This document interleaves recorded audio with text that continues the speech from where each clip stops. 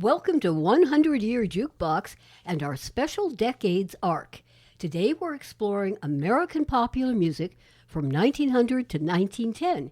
Your hosts are me, Katie Bloomer, and Ellyn McGregor. Hi, we have some great music to share with you, don't we, Katie? You bet. And Peter McGee will fill us in on some of the technical advances in music. Howdy, the best new 1900 technology was actually 200 years old. I'm looking forward to that. And we'll put the nascent jazz music in a social history context with some statistics, some fun facts, even some fashions. I'm not sure we've got the bandwidth. I like to see you cram all that into one 10-minute program. I bet it's going to run 15 minutes at least. Well, it's just an overview of the 1900-1910 decade. The music speaks for itself. Better get on with it then. A snapshot of 1900.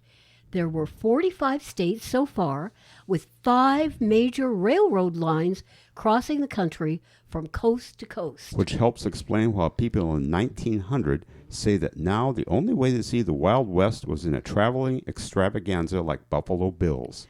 Well, there were still a lot of touring minstrel shows, too, and carnivals, and circuses, and small troops of actors hitting the little towns, and some things called peep shows, and dime museums, and very early Nickelodeons. Don't forget vaudeville houses, the People's Theater. Don't we have a spin on vaudeville coming up, Katie? Yeah, real soon now. We should get back to America 1900. Right, where were we? Oh, yes. By 1900, our population was over 75 million people. There must have been a lot of farmers and ranchers. Right, Katie? Yes, the development of the McCormick Reaper made large-scale farming viable. But what surprised me was how quickly America was becoming industrialized.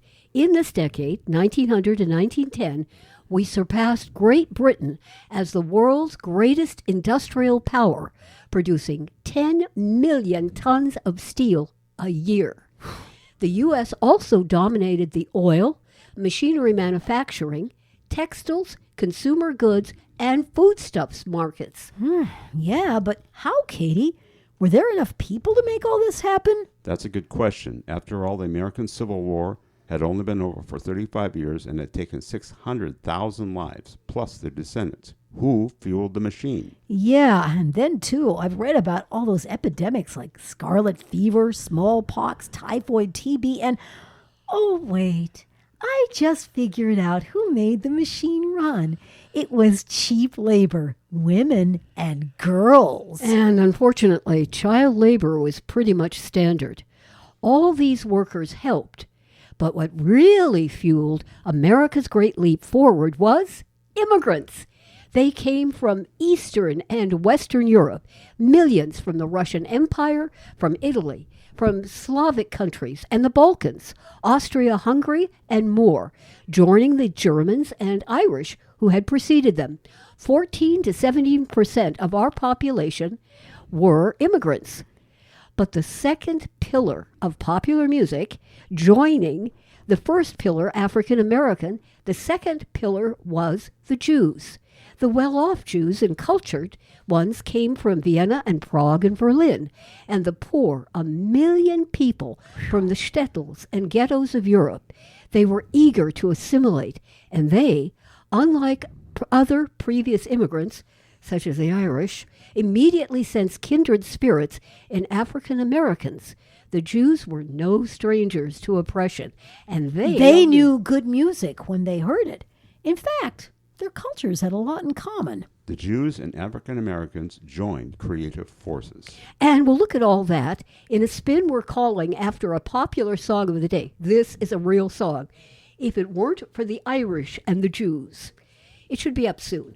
But while all that was percolating, America still didn't have a national music. America didn't have much in the way of rural indoor plumbing or universal electricities, horseless carriages, or telephones everywhere either. Just imagine, no radio, television, no real Broadway, no flat shellac records, or real gramophone to play them on. And no movies as we know them, just little loops of film that were moving versions of subjects that were featured in photos and postcards, scenic views, events, parades, magic tricks, new inventions, and a pretty girl wearing the latest hat. All that was to change with dizzying speed. For instance, The Great Train Robbery, 1903, was to usher in narrative film, and the rest is history. Yeah, that's nice. But what about the music? Surely people sang and danced and played instruments and... I think a lot of it depended on social class. The rich had their concert halls, their parties, at charity events, elegant places with musicians playing formal music from European composers. La-di-da. They enjoyed operas ranging from Verdi to Wagner and that dashing upstart Puccini. Once in a while, a show would escape the rigorous bounds of propriety and... I know. Pinafore Mania, starting in around 1879. It could still happen. In 1905, Franz Lehar's The Merry Widow took the world by storm. Everybody, rich and poor and in between, loved the music and the glamorous fantasy setting. During this decade, there were over 900 productions alone.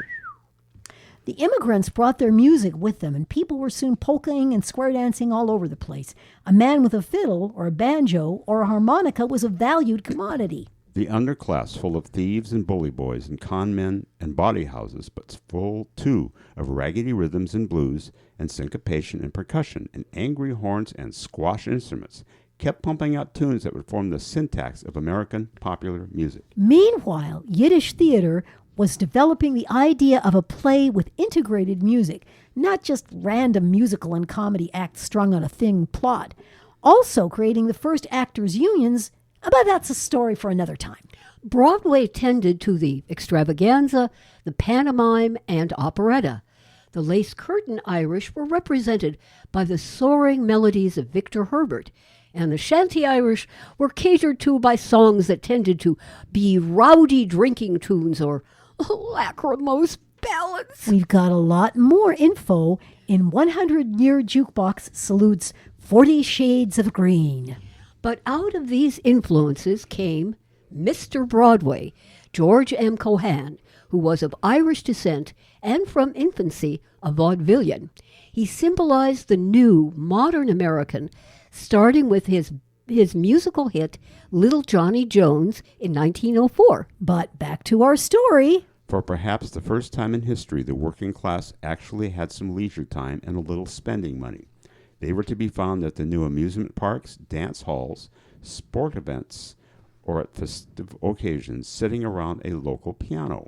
Meanwhile, the ever-expanding middle class, springing up in small towns, sang four-part harmony at church, often had local bands, and these were grounded in the new high schools. That's where the technology comes in. Oh, the microphone? Speakers? Way too early for that. Pianos. Pianos? Oh, come on, we'd had them for 100 years at least. Oh, wait, do you mean player pianos? The pianola, that is, the self-playing piano with paper rolls, was invented in 1896 and by 1900 had become the centerpiece of a successful middle-class parlor. Oh, made it a lot easier to sing around the piano when you could play any current song, even if you couldn't tell a black key from a white one. The very newest piano rolls were sought out in music stores, and department stores had whole sections devoted to them. A good pianist could make a handsome living from them as well, and George Gershwin, Vincent Youmans, and Fats Waller could attest. Oh, kind of like a music box with a hit parade best-selling list. We're running out of time.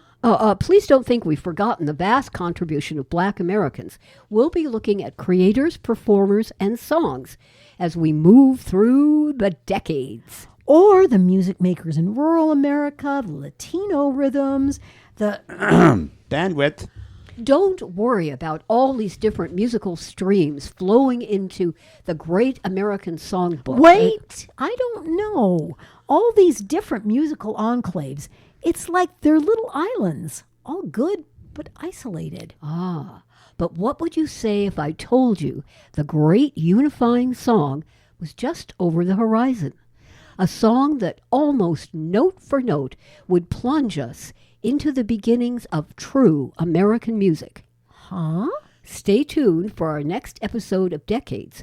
That would be 1910 to 1920. All will be explained. It's the best band in the land. Time. Couldn't you just give me a hint? OYJ's next Decades episode, 1910 to 1920. It's in the People's Meter, 4/4 time. Can't you hear it? Come on and hear. Come on and hear.